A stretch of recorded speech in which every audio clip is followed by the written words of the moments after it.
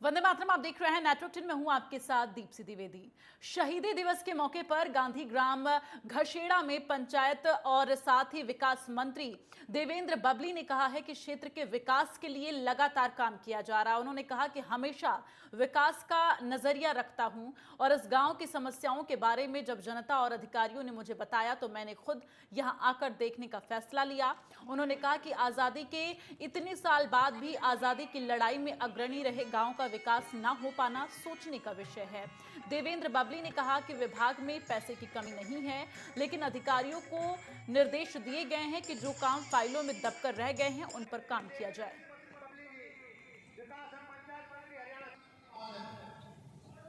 देखिए, माननीय हमारे देश के प्रधानमंत्री नरेंद्र मोदी जी और हमारे प्रदेश के मुख्यमंत्री माननीय मनोहर लाल जी, दुष्यंत जी और मैं खुद भी इसमें बेसिकली डिपार्टमेंट के पास डेवलपमेंट के लिए फंड की भी कोई कमी नहीं है। अधिकारियों को हमने इसलिए निर्देश दिया कि जो फाइलों में दबकर स्कीमें रह जाती हैं वो धरातल पर जाएं और टाइम बाउंडेशन के साथ हम काम करेंगे। कोई भी अधिकारी कोताही करेगा तो उसके साथ सख्ती से निपटा जाएगा। पलवल में खेल और युवा कार्यक्रम अधिकारी मैरी मसीह ने बताया कि 75वें आजादी अमृत महोत्सव के तहत शहीद दिवस के मौके पर तिरंगा यात्रा का आयोजन किया गया। वहीं इस मौके पर भगत सिंह, राजगुरु और सुखदेव को श्रद्धांजलि दी गई। उन्होंने कहा कि शहीदों की बदौलत हमें आजादी मिली है। खिलाड़ी काजल ने बताया कि तिरंगा यात्रा से ये संदेश दिया गया कि हमें शहीदों को हमेशा याद रखना चाहिए। साथ ही दूसरी खिलाड़ी मनीषा ने कहा कि खिलाड़ियों ने देशभक्ति के नारे लगाए और शहीदों को सम्मान पूर्वक नमन किया। तो ये तस्वीरें उस वक्त की दिखा रहे हैं, पलवल की तस्वीरें हैं जब शहीदी दिवस के मौके पर यहां शहीदों को नमन किया गया। खिलाड़ियों ने देशभक्ति के नारे लगाए, तिरंगा यात्रा का आयोजन किया गया और शहीदों को नमन किया गया।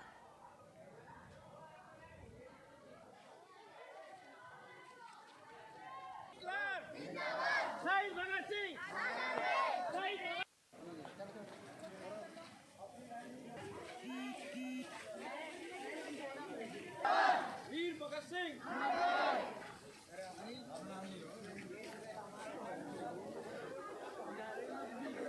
तो पलवल की तस्वीरें आप देख रहे हैं जहां पर खिलाड़ियों ने देशभक्ति के नारे लगाए। इसके साथ ही तिरंगा यात्रा का आयोजन किया गया। शहीद दिवस के मौके पर भगत सिंह, राजगुरु, सुखदेव को श्रद्धांजलि दी गई और बच्चों ने उन्हें याद किया और साथ ही उनकी देशभक्ति को लेकर लोगों में उनकी देशभक्ति को जाना जाए। जो बच्चे हैं उन तक जो इतिहास है वो उसकी जानकारी हो सके, इसको लेकर ये यात्रा निकाली गई। तिरंगा यात्रा भगत सिंह, राजगुरु, सुखदेव को श्रद्धांजलि इस दौरान अर्पित की गई।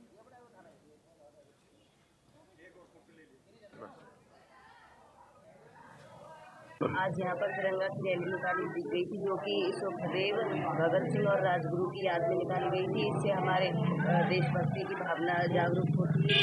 कार्यक्रम यहाँ पर बहुत अच्छा था। ये उनके सम्मान के लिए यहाँ पर रैली निकाली गई थी। शहीदी दिवस के उपलक्ष्य में आज हमने तिरंगा यात्रा निकाली है, जिसमें हमारे सभी जिले के जितने भी खिलाड़ी थे उनको बुलाया गया था। और आज ये तिरंगा यात्रा हमने सुभाष स्टेडियम से स्टार्ट करके 3 से 4 किलोमीटर में इसकी यात्रा करके उसको यहाँ पे पूर्ण करेंगे। और इसमें शहीदों को नमन करने की एक लक्ष्य है और जितने भी हमारे शहीद हुए हैं उनको आज के लिए श्रद्धांजलि अर्पित की गई है। संदेश जाता है कि हमें भी उन्हीं के पद चिन्हों पर चलना चाहिए। इन खिलाड़ियों को भी बताया जाता है कि अपने उसी पद चिन्हों पर चलें ताकि अपने देश की सुरक्षा के लिए आगे बढ़ते रहें। वहीं हरियाणा के जींद जिले के उचाना में शहीदी दिवस के मौके पर मैराथन का आयोजन किया गया। इस मौके पर हरियाणा के डिप्टी सीएम दुष्यंत चौटाला ने मैराथन को हरी झंडी दिखाई। आपको बता दें कि खटकर टोल प्लाजा से सिवानिया स्कूल तक 12 किलोमीटर लंबी मैराथन चलेगी। तो शहीदी दिवस के मौके पर जगह जगह पर शहीदों को नमन किया जा रहा है। फिलहाल ये तस्वीरें जींद की हैं जहां पर 12 किलोमीटर लंबी मैराथन का आयोजन किया गया। शहीदी दिवस पर मैराथन का ये आयोजन किया गया है।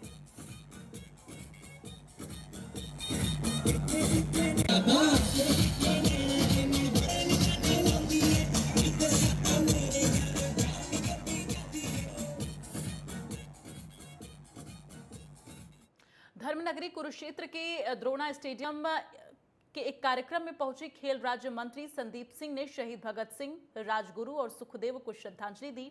उन्होंने शहीद राजगुरु, सुखदेव और भगत सिंह के चित्र पर पुष्प अर्पित कर और दीप प्रज्वलित कर श्रद्धांजलि अर्पित की। इस दौरान उन्होंने कहा कि युवाओं को इन शहीदों के जीवन से प्रेरणा लेनी चाहिए। भगत सिंह ने जो देश की आजादी का बीड़ा उठाया और आजादी का सपना देखा, उसके लिए युवा अवस्था में देश के लिए जीवन समर्पित कर दिया और आज के युवाओं को भगत सिंह से सीख लेनी चाहिए।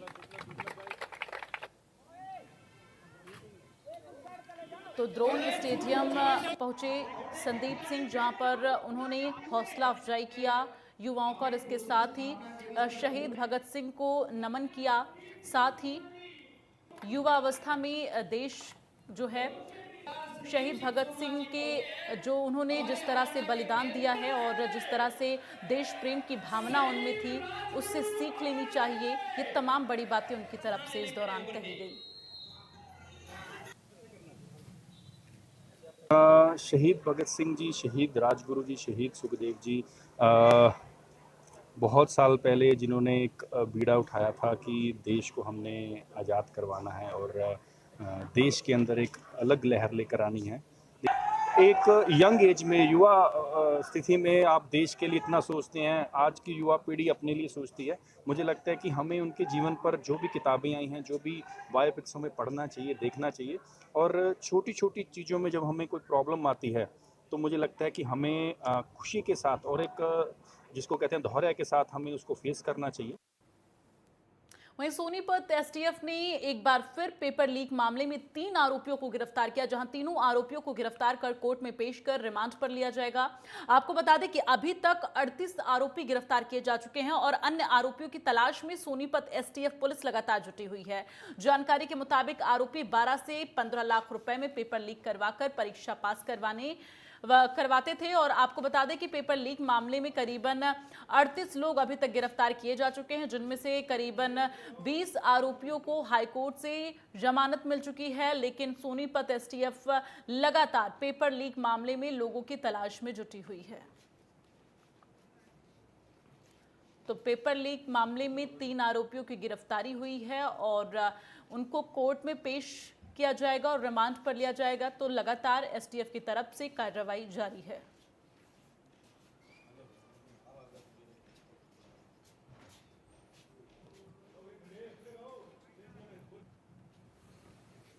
पेपर लीक मामले में आज हमने 3 आरोपियों को गिरफ्तार किया है। विशाल खैरपुर है बहादुरगढ़ का, एक सुनील है सिकंदरापुर माजरा गोहाना का और एक मंजित है गोरड का।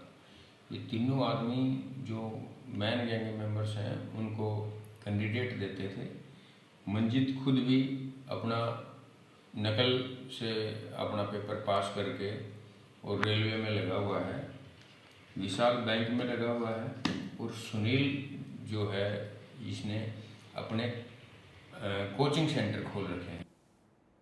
आगे बढ़ते हुए आपको बता दें कि अंबाला में भीषण गर्मी से बिजली खपत में अचानक भारी वृद्धि देखने को मिल रही है, जिसकी वजह से मार्च के पहले सप्ताह में बिजली खपत प्रतिदिन 30 लाख यूनिट थी, जो अब बढ़कर 44 लाख तक पहुंच चुकी है। और इसी की वजह से लोड बढ़ने से कई जगह ब्रेकडाउन की सूचनाएं भी आ रही हैं और ऐसा माना जा रहा है कि आने वाले दिनों में बिजली खपत और बढ़ोतरी जो है इसमें देखने को और मिल सकती है। फिलहाल आपको बता दें कि बिजली उपकरण ज़्यादा इस्तेमाल होना और किसानों की तरफ से की जा रही सिंचाई बिजली खपत का मुख्य कारण हो सकती हैं। जो आज बढ़ के जो आज का डेटा आ रहा है हमारे पास, वो कल की जैसे मैं आपको बताऊं तो वो 42 लाख के करीब खपत हो गई है, और 44 लाख के करीब खपत हो गई है, जिससे ये दिखाते हैं कि 12-13 लाख का इमीडिएट 15-20 रोज के अंदर में बढ़ना ये काफ़ी ज़्यादा मैटर करता है इस बार। उचाना में 12 किलोमीटर की शहीद सम्मान मैराथन का आयोजन किया गया और इसमें हरियाणा के उप मुख्यमंत्री दुष्यंत चौटाला शामिल हुए। इस दौरान उन्होंने कहा कि मैराथन में दूर दूर से आए युवाओं ने हिस्सा लिया। उन्होंने कहा कि युवाओं को भगत सिंह से सीख लेनी चाहिए और उनके आदर्शों पर चलना चाहिए। तो शहीद सम्मान मैराथन का आयोजन किया गया था, जहां 12 किलोमीटर लंबी मैराथन का आयोजन हुआ और इसमें हरियाणा के उप मुख्यमंत्री दुष्यंत चौटाला इस दौरान वहां मौजूद रहे।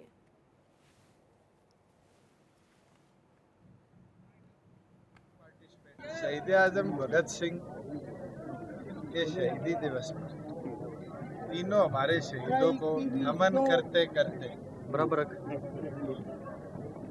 हजारों की तादाद में लोगों ने शहीद सम्मान मैराथन जो 12 किलोमीटर रन था हमारा उसमें भाग लिया। और खुशी की बात है कि केवल मात्र जिला स्टेट सेंटर की नहीं, लखनऊ, गोरखपुर, हैदराबाद, नोखा, देश के अलग अलग कोने से पार्टिसिपेंट्स आए, सब ने भाग भी लिया। और हमें तो खुशी है कि फर्स्ट जो आया मेंस कैटेगरी में वो लखनऊ का था, सेकंड गोरखपुर का था। इस तरह से वेरिएशन हमें देखने को मिला।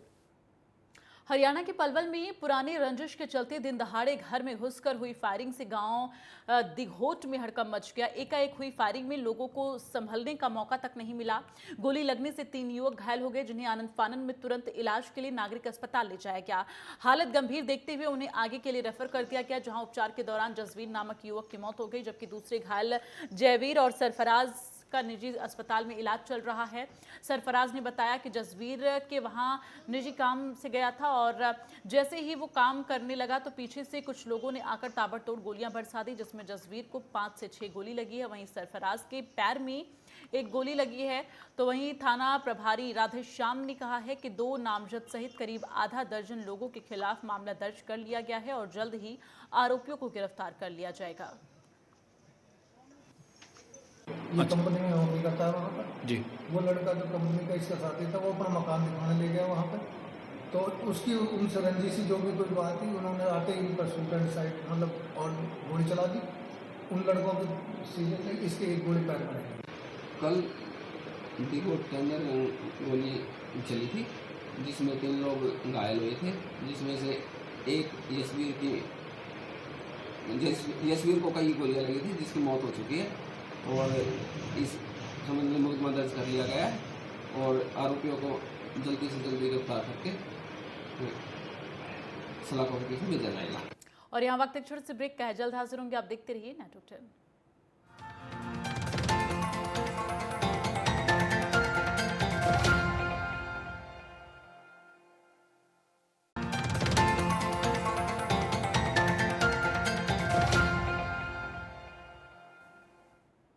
और ब्रेक के बाद बड़ी खबर का रुख करेंगे। दिल्ली से इस वक्त की बड़ी खबर सामने आ रही, जहां पूर्व सांसद आरके राणा का निधन हुआ है। दिल्ली के एम्स में 3 बजे उन्होंने आखिरी सांस ली। खगड़िया से पूर्व सांसद थे आरके राणा। बेहतर इलाज के लिए उन्हें एम्स में भर्ती कराया गया था। तो चारा घोटाला मामले में सजाए याफ्ता थे आरके राणा, जिनका आज निधन हो गया है। पूर्व सांसद थे खगड़िया से और बेहतर इलाज के लिए उन्हें एम्स में शिफ्ट करवाया गया था, जहां पर चारा घोटाला मामले में सजाए याफ्ता थे आरके राणा का आज निधन हो गया। तो दिल्ली से इस वक्त की बड़ी खबर आप तक पहुंचा रहे हैं। पूर्व सांसद आरके राणा का निधन हुआ। 3 बजे उन्होंने आखिरी सांस ली। दिल्ली के एम्स में 3 बजे उन्होंने आखिरी सांस ली और खगड़िया से वो पूर्व सांसद थे। फिलहाल ये बड़ी जानकारी, इस वक्त की दुखद खबर। बेहतर इलाज के लिए एम्स में भर्ती कराया गया था। चारा घोटाला मामले में सजा याफ्ता थे आरके राणा। तो लगातार चारा घोटाला मामले में और भी कई ऐसे नाम थे जिनमें इनका भी नाम शुमार था। तो चारा घोटाला मामले में सजा याफ्ता थे आरके राणा, जिनका आज निधन हो गया। दिल्ली के एम्स में 3 बजे उन्होंने आखिरी सांस ली। लगातार तबीयत उनकी नासाज थी, जिसको लेकर उन्हें एम्स में भर्ती कराया गया था। तो बेहतर इलाज के लिए एम्स में वो भर्ती थे। ज्यादा जानकारी के लिए सीधे रुख करेंगे। विवेक रंजन संवाददाता हमारे साथ पटना से जुड़े हैं। विवेक, देखिए, चारा घोटाला मामले में सजाए याफ्ता रहे आरके राणा का आज निधन हो गया। क्या कुछ और जानकारी है? परिजन वहां पर किस तरह से हैं और साथ ही उनका अंतिम संस्कार कैसे किया जाएगा? क्या कुछ इसको लेकर जानकारी है? जी बिल्कुल, आरके राणा का 3 बजे इनकी मौत हुई है, जो कि दिल्ली एम्स में। बता दें कि अब उनके जो परिजन है वो आरोप लगा रहे हैं अस्पताल प्रबंधक में कि गलत निगरानी के नहीं देखी गई और पेशेंट को जो हालत क्रिटिकल स्थिति था उसके वजह से इनकी मौत हुई है। बता दें कि सजा याफ्ता चारा घोटाले मामले में सजा याफ्ता थे, जो कि 2 दिन पहले ही इनको दिल्ली में शिफ्ट किया गया था एम्स में। अब ऐसे में लेकर एम्स के प्रबंधक पे लोग आरोप लगा रहे हैं कि इनकी ख्याल नहीं रखी गई, इसकी वजह से मौत हुई। बता दें कि इससे पहले ये पूर्व में इनकी अगर बात कर लीजिए तो पूर्व में एक खगड़िया से ताल्लुकात रखते वहीं से सांसद थे और साथ ही साथ लालू प्रसाद यादव से साफ करीबी थे और लालू प्रसाद यादव के पार्टी में भी थे। और ऐसे में चारा घोटाले मामला में कई लोग शामिल थे, जिसमें ये भी शामिल थे। अब इनकी मौत होना, अब कहीं न कहीं एक और अस्पताल के प्रबंधक पे आरोप लगा रहे हैं उनके परिजन। अब उनको देखना होगा वहां से क्या कुछ होता है। अब उनकी जो समझा बुझाई जा रही है कि किसी तरीके से पेशेंट का जो उनकी डेड बॉडी को दे दी जाए और उसके बाद अपना इनका अंतिम संस्कार किया जाएगा। सबसे पहले जो बात कर ली जाए, इनको रांची लिया जाएगा, क्योंकि जो ये चारा घोटाले मामले में सजा याफ्ता थे उनके बाद रांची में थे और उनके जो परिजन है लोग अब रांची में लोग शिफ्ट हो गए हैं। तो लोग सबसे पहले रांची जाएंगे, उसके बाद ये अपने पैतृक आवास खगड़िया के लिए रवाना हो। जी ठीक है, तमाम जानकारी के लिए विवेक बहुत बहुत धन्यवाद। अपनी नजर बनाकर रखिएगा, तमाम अपडेट आपसे लेते रहेंगे। फिलहाल आपको बता दें, चारा घोटाला मामले में सजा याफ्ता थे आर के राणा और दिल्ली से बड़ी जानकारी आप तक पहुंचा रहे हैं। 3 बजे आर के राणा ने दिल्ली के एम्स में आखिरी सांस ली। और चलिए बुलेटिन में आगे बढ़ते हुए हरियाणा की खबरों का रुख करेंगे। इंडो इजराइल के सब्जी उत्कृष्टता केंद्र ने पोली हाउस और नेट हाउस की कमियों को दूर कर हाइब्रिड पोलीनेट हाउस का सफल डेमोन्स्ट्रेशन किया और इसके साथ एनवीपीएच और नेट हाउस को जोड़कर तैयार किया गया पोलीनेट फसलों को बरसात से बचाने, गर्मी और सर्दी में सही तापमान बनाने में कारगर साबित होगा। सीईवी के इस डेमोन्स्ट्रेशन को पहली बार साल 2021 और 22 में हरियाणा बागवानी मिशन में शामिल किया जा चुका है और केंद्र के विशेषज्ञ जो हैं किसानों को पोलीनेट के फायदों से अवगत करवा रहे हैं। विषय विशेषज्ञ लवलेश की माने तो एनवीपीएच में 884 रुपए प्रति वर्ग मीटर का खर्च आता है, जबकि नेट हाउस में 470 से 570 रुपए प्रति वर्ग मीटर का खर्च होता है। अगर पोलीनेट हाउस की बात की जाए तो 710 रुपए प्रति वर्ग मीटर की लागत आती है। इसके साथ ही सरकार की तरफ से पोली हाउस लगाने पर 65% तक की सब्सिडी दी जाती है। अभी जो इस वक्त हॉर्टिकल्चर डिपार्टमेंट ने इस साल से जो नया स्ट्रक्चर हमने ऐड किया है सब्सिडी के तहत, उसमें आता है पॉलीनेट। ये एक ऐसा स्ट्रक्चर है जो कि नेचुरली वेंटिलेटेड पॉली हाउस और जो नेट हाउस है, इन दोनों का मिक्सचर है। इसमें जो टॉप पोर्शन होता है वो पॉलीथीन शीट से कवर होता है। तो जैसा कि हमारे नेट हाउस की दिक्कत रहती है कि बरसात का सारा पानी उसमें नेट हाउस में अंदर जाता है, तो इसमें टॉप पोर्शन जो हमारी पॉलीथीन शीट से कवर है, इसकी वजह से ऐसा होता है कि बरसात का पानी अंदर नहीं जाता। तो आपकी जो फील्ड तैयार करना है, जो खेत तैयार करना है स्ट्रक्चर के अंदर, उसमें कोई भी कभी भी लेट नहीं होता। तो वो आपका फील्ड समय से तैयार होगा और आपकी फसल जो हमेशा समय से लगेगी, जो कि हमारा नेट हाउस में। वहीं हरियाणा के फतेहाबाद जिले में ढिंगसरा गांव के बहुचर्चित ऑनर किलिंग मामले में 16 दोषियों को आजीवन कारावास की सजा हुई।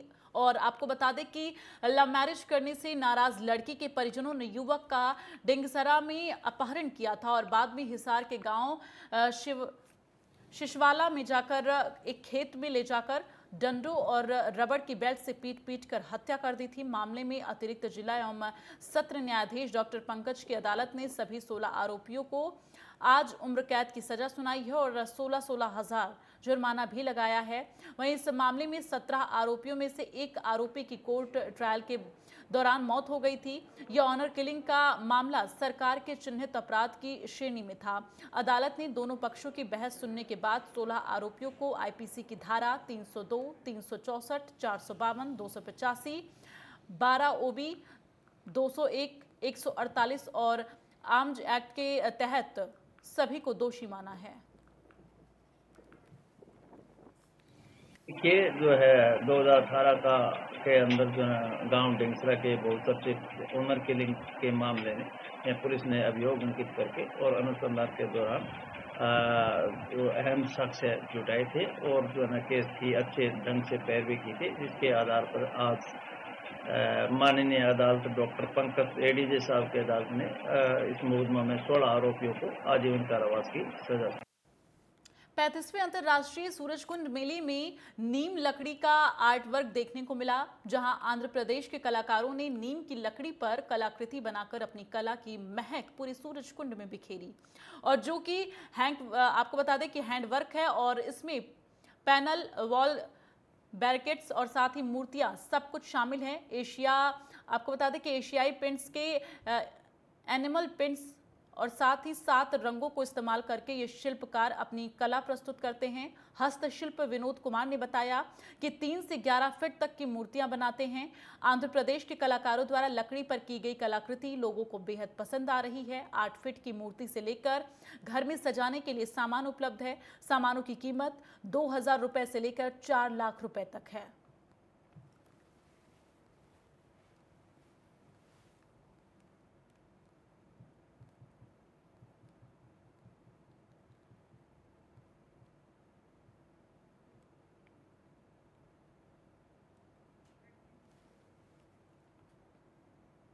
वहीं रोहतक पुलिस की टीम ने 10,000 रुपए के इनामी अपराधी विकास को गिरफ्तार किया है। आरोपी विकास के साथी सोनू को भी गिरफ्तार किया गया है। आपको बता दें कि आरोपी विकास ने अपने साथी सोनू के साथ मिलकर एक प्रॉपर्टी डीलर से 50 लाख रुपए की फिरौती मांगी थी, इसके अलावा आरोपी 2 हत्या और दुराचार की वारदात में फरार चल रहा था। आरोपी विकास से एक पिस्तौल भी बरामद की गई है और अपराधियों को कोर्ट में पेश कर पुलिस रिमांड में लिया गया है। पुलिस अधीक्षक उदय सिंह मीना ने बताया कि प्रॉपर्टी डीलर सुरेंद्र सिंह की शिकायत के आधार पर पुलिस ने कार्रवाई को अंजाम दिया। आज हमने, जैसे आपको पता है कि रोहतक पुलिस एक मोस्ट वांटेड के पकड़ने के लिए अभियान जारी किए हुए है पिछले 2 महीने से। तो आज हमने एक बहुत ही बड़ी सफलता हासिल की है। इसी के संदर्भ में ये प्रेस रिलीज़ हम कर रहे हैं। तो हमारा एक बहुत ही बड़ा मोस्ट वांटेड था विकास उर्फ मटरी, जो सेमण गाँव के थे। तो उसके खिलाफ 4 मुकदमे हैं। उसको हमने, हमारी CIA टीम ने एडिशनल SP महम के क्लोज सुपरविजन में गिरफ्तार किया है। तो वो दोनों को अरेस्ट कर लिया गया है। वो 10,000 का हमारा इनामी बदमाश था। और इसी बीच एक बड़ी खबर का रुख करेंगे। देहरादून से बड़ी खबर सामने आ रही। योगी आदित्यनाथ देहरादून से सीधे जाएंगे दिल्ली। शाम 5 बजे देहरादून से हिंडन एयरपोर्ट के लिए उड़ान भरेंगे और देर रात यूपी के मंत्रिमंडल को लेकर बैठक हो सकती है। ये बड़ी जानकारी गृह मंत्री अमित शाह के आवास पर हो सकती है बैठक। JP नड्डा, BL संतोष और धर्मेंद्र प्रधान भी बैठक में मौजूद रहेंगे। तो बड़ी जानकारी आप तक पहुंचा रहे हैं। आपको बता दें कि 25 मार्च को एक बार फिर से योगी आदित्यनाथ मुख्यमंत्री पद के लिए शपथ लेंगे, लेकिन उससे पहले लगातार बैठकों का दौर चल रहा है, क्योंकि किस तरह से मंत्रिमंडल का विस्तार करना है इस पर मंथन जारी है। तो इसी के परिप्रेक्ष्य में ये बैठक हो सकती है। ये बड़ी जानकारी गृह मंत्री अमित शाह के आवास पर ये बैठक हो सकती है। बड़ी खबर, JP नड्डा, BL संतोष और धर्मेंद्र प्रधान भी इस दौरान मौजूद रहेंगे। तो देहरादून गए हुए थे योगी आदित्यनाथ, क्योंकि देहरादून में भव्य समारोह का आयोजन किया गया था, जहां पर CM पुष्कर सिंह धामी दोबारा से मुख्यमंत्री पद के लिए शपथ ग्रहण किया। और उसके बाद अब योगी आदित्यनाथ उस समारोह को अटेंड करने के बाद दिल्ली आएंगे, जहां पर ये संभावित जो है बैठक हो सकती है। तो योगी आदित्यनाथ देहरादून से सीधे दिल्ली जाएंगे, ये बड़ी खबर। और शाम 5 बजे देहरादून से ही हिंडन एयरपोर्ट के लिए वो उड़ान भरेंगे, जहां देर रात यूपी के मंत्रिमंडल को लेकर बैठक हो सकती है। ये बड़ी खबर निकलकर सामने आ रही। गृह मंत्री अमित शाह के आवास पर यह बैठक होगी, जहां पर कई दिग्गज बीजेपी के रहेंगे। JP नड्डा, BL संतोष और धर्मेंद्र प्रधान भी इस बैठक में मौजूद रहेंगे। तो बड़ी खबर आप तक पहुंचा रहे देहरादून से। आपको बता दें कि उत्तराखंड में एक बार फिर से धामी राज जो है वो शुरू हो चुका है। और जब पुष्कर सिंह धामी शपथ ग्रहण कर रहे थे तो उस भव्य समारोह में योगी आदित्यनाथ ने भी शिरकत की थी, लेकिन अब वहां से सीधे दिल्ली का रुख करेंगे योगी आदित्यनाथ। ये खबर निकलकर सामने आ रही है। सीधे दिल्ली पहुंचेंगे और शाम 5 बजे देहरादून से हिंडन एयरपोर्ट के लिए उड़ान भरेंगे योगी आदित्यनाथ, जहां देर रात यूपी के मंत्रिमंडल को लेकर बैठक हो सकती है। चूंकि 25 मार्च को योगी आदित्यनाथ दोबारा से मुख्यमंत्री पद के लिए शपथ ग्रहण करेंगे, लेकिन उससे पहले लगातार मंथन और बैठक का दौर जारी है।